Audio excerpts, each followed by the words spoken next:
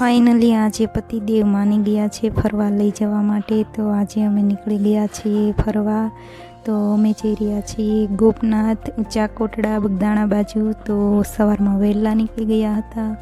સવારની આ રસ્તા પરની ધુમ્મસ તમે જોઈ શકો છો। અત્યારે સવારના 7 વાગ્યા છે અને અમે તળાજા પહોંચવા આવ્યા છીએ। તો અમે તળાજા પહોંચી ગયા છીએ। આ છે તળાજાની સામે જે દેખાય છે તે તળાજાની ટેકરી છે અને હજી દિવસ ઉગ્યો જ છે।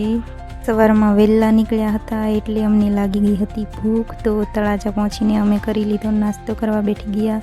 તો નાસ્તામાં હતા સમોસા અને જે આ ફાફડિયા ગાંઠિયા જે કઢીની સાથે ખાવાના હોય, બહુ જ મસ્ત હોય છે।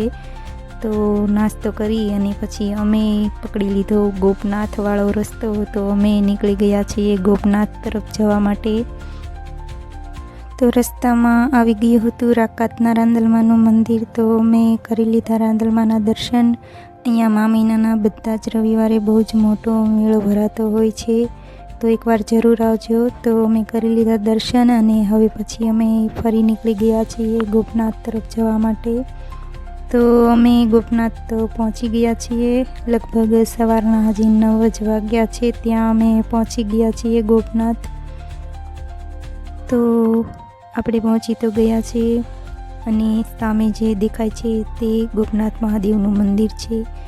તો આપણે કરી લઈશું ગોપનાથ મહાદેવના દર્શન। તો ચાલો દર્શન કરી લઈએ આપણે।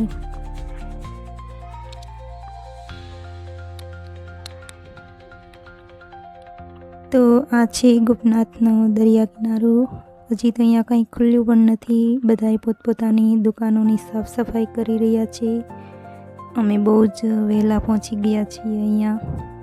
તો થોડા ઘણા ફોટા પાડ્યા અને પછી અમે ત્યાંથી નીકળી ગયા આગળ।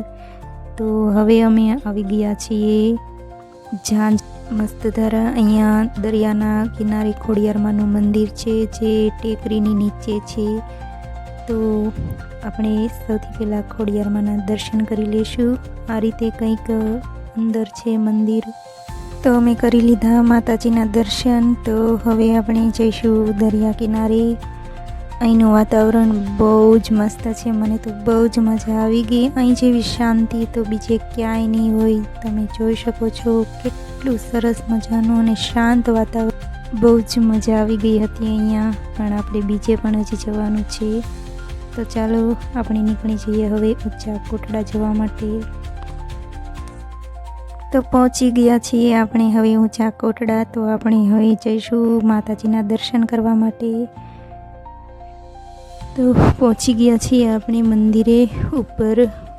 તો હવે આપણે જઈશું માતાજીના દર્શન કરવા માટે। થોડો ઢાળ હતો એટલે બહુ જ હાફ ચડી ગયો હોય એવું લાગતું હતું।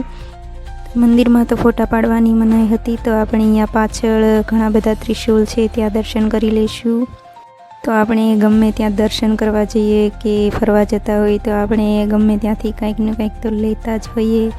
તો મેં પણ થોડી ઘણી ખરીદી કરી લીધી। તો મેં અહીંયાથી લીધી હતી બંગડી, બહુ જ મસ્ત મસ્ત બંગડીઓ હતી। તો મેં મારા માટે પણ એક જોડી બંગડી લઈ લીધી હતી। તો હવે આપણે જઈશું નીચે। આ છે ઊંચા કોટડાનો દરિયા કિનારો। આ લોકોએ તો બધાએ દરિયામાં જ લારીઓ ઉતારી દીધી। સામે જે દેખાય છે તે મંદિર છે ચાઉંડમાનું। પતિદેવે તો ઘોડી ઉપર બેસીને ફોટા પડાવ્યા। તો હવે આપણે જઈશું, નીકળી જઈશું ત્યાંથી। તો આપણે જવાનું છે હવે ભગુડા। તો સૌથી વધારે ટ્રાફિક તો મને અહીંયા જ લાગ્યું। આટલી જગ્યાએ ગયા પણ અહીંયા જેટલું માણસો તો ક્યાંય નહોતું। તમે તો આપણે માતાજીના દર્શન તો કરી લીધા છે। ત્યાં ફોટા પાડવાની મનાઈ હતી એટલે આપણે વિડીયો ત્યાંનો નહોતો લીધો। જ્યાં જુઓ ને ત્યાં માણસો જ દેખાય છે, એમાં પતિદેવ। તમે જોઈ શકો છો અહીંનું ટ્રાફિક કેટલું છે। રવિવાર પણ નથી, જો રવિવાર હોય તો કદાચ આનાથી પણ વધારે ટ્રાફિક હોઈ શકે છે અહીંયા।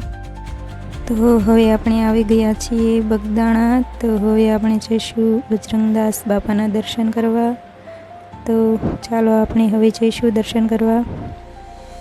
દર્શન કરવામાં પણ અહીંયા ટ્રાફિક નથી, નહીંતર તો બહુ જ લાંબી લાઈન હોય, પણ બસ આટલી જ ભીડ છે. તો હવે આપણે જઈશું બગદાણાની બજારમાં ફરવા માટે. તો આ છે બગદાણાની બગડ નદી કહેવામાં આવે છે, અને અહીંયા કેટલું સરસ મજાનું પાણી જાય છે અહીંયાથી. તો હવે સાંજ પડી ગઈ છે, તો હવે આપણે ઘર તરફ જઈશું અને વિડીયો પણ અહીંયા આપણે પૂરો કરીશું. તો આવજો, બાય બાય, ટાટા.